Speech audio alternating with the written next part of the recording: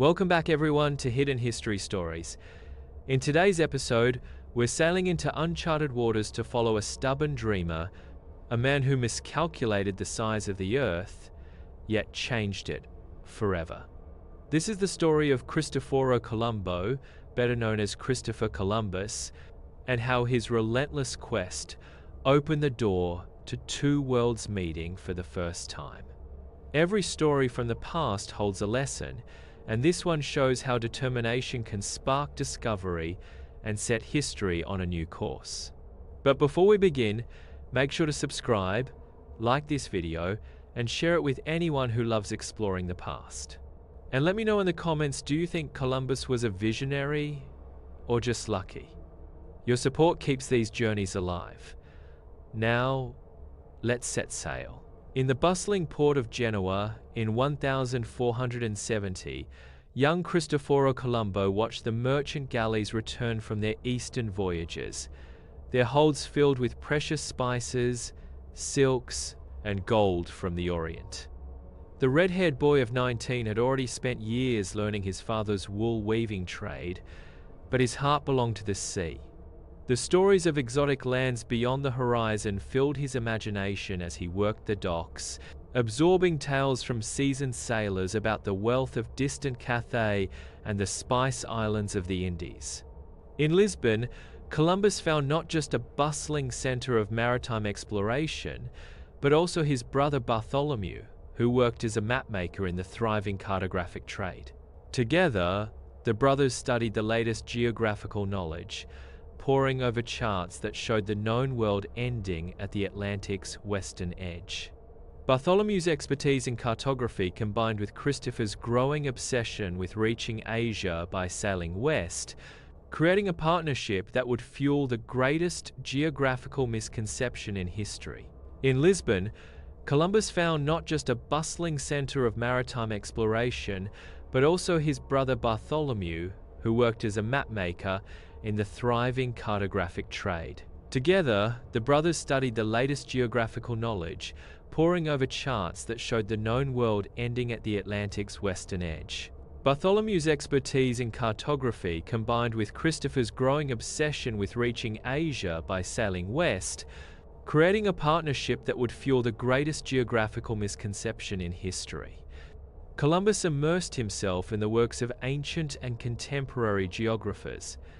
He studied Ptolemy's geography, Marco Polo's travels, and Pierre de Ailly's Imago Mundi, making careful calculations about the Earth's size and the distance to Asia. His fundamental error lay in accepting the smallest estimates of Earth's circumference, while adopting the largest estimates of Asia's eastward extension, creating a geographical fantasy that made a western voyage seem feasible with 15th century technology. In 1484, Columbus finally gained an audience with King John II of Portugal, the driving force behind Portuguese exploration of the African coast. Standing in the magnificent palace at Lisbon, Columbus spread his charts and calculations before the king and his council of expert navigators. He argued passionately that sailing west would provide a shorter route to the spice markets of Asia than the dangerous journey around Africa that Portuguese explorers were attempting. The Portuguese experts, led by experienced navigators who had sailed the African coast, quickly identified the fatal flaws in Columbus's calculations. They understood that the Atlantic Ocean was far vaster than Columbus believed, and that ships of the era could not carry enough supplies for such a journey. King John II politely but firmly rejected the proposal, leaving Columbus to pursue his dream elsewhere. For the next 7 years, Columbus became a persistent but increasingly desperate figure at European courts. He traveled to England, where Henry VII showed brief interest before ultimately declining. In France, he found polite but firm rejection from Charles VIII.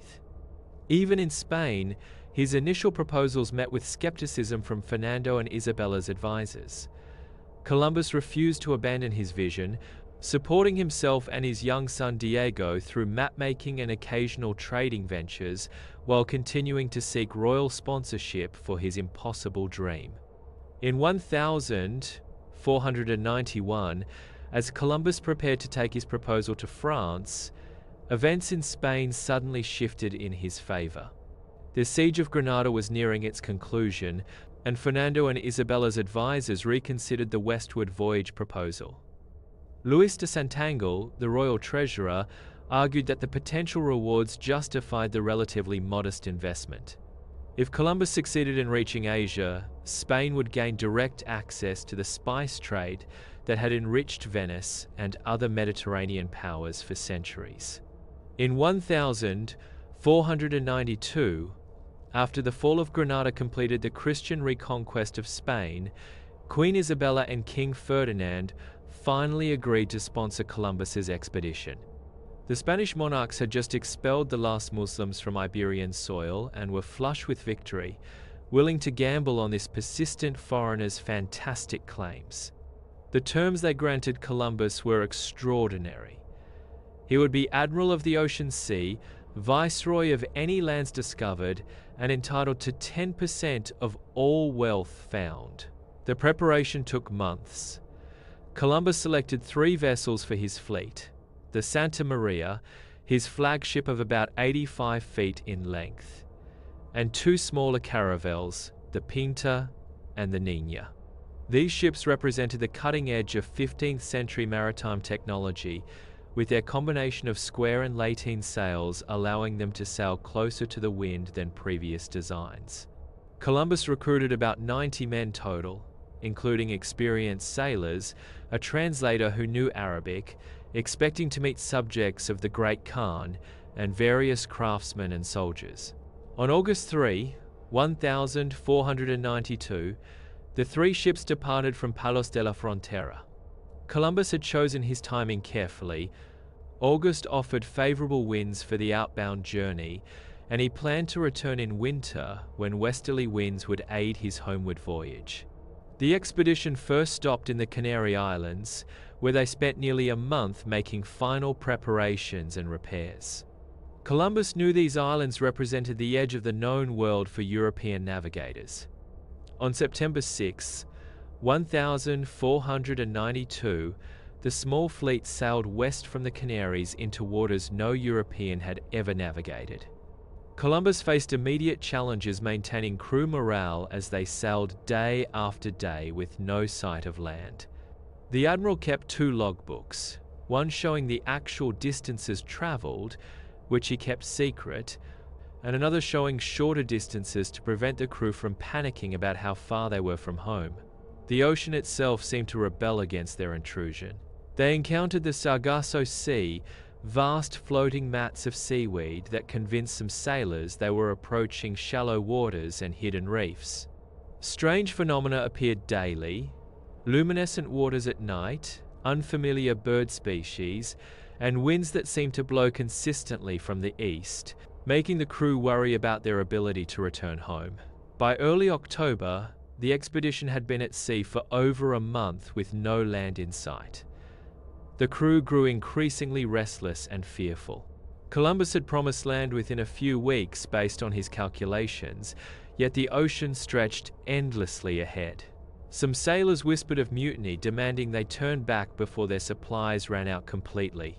Columbus managed to maintain discipline through a combination of promises, threats, and his own unshakable conviction that land lay just ahead. On October 7, flocks of birds flying southwest gave Columbus hope.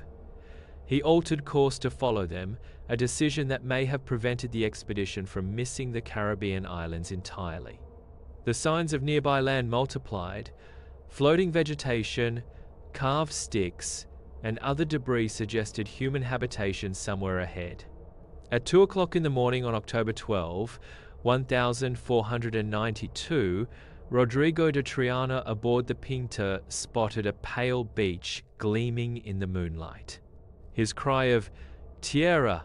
Tierra! Land! Land!"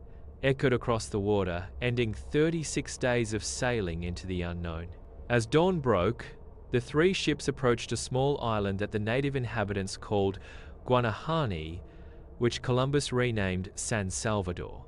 The moment Columbus set foot on the beach marked one of history's most consequential encounters between previously isolated worlds.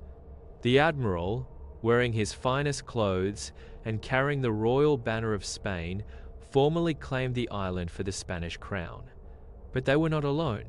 Curious islanders emerged from the tropical vegetation, people unlike any Europeans had ever encountered. These were the Taino people, skilled navigators and farmers who had lived in the Caribbean for over 1,000 years. Columbus described them as well-formed, with copper-colored skin and straight black hair. They wore no clothing but painted their bodies with various colors. Most remarkably to Columbus, they carried no weapons and seemed entirely peaceful. The Taino approached the strange visitors with generous curiosity, offering gifts of parrots, cotton thread, and small pieces of gold. Columbus immediately noted the gold ornaments some natives wore, convinced he had found the outer islands of the Indies described by Marco Polo. Yet on that October morning in 1492, as Columbus's boats approached the beaches of San Salvador, none of these future consequences were apparent. There was only the extraordinary moment when two worlds, separated for millennia, met for the first time. The Genoese navigator who had miscalculated the size of the Earth had stumbled upon the greatest geographical discovery in human history, forever linking the destinies of Europe and the Americas in ways that continue to shape our world today. That was the story of Christopher Columbus, the sailor whose stubborn dream led to the meeting of two worlds and changed history forever. If you found this journey fascinating, remember to like, share, and subscribe to the channel so you never miss more hidden history stories.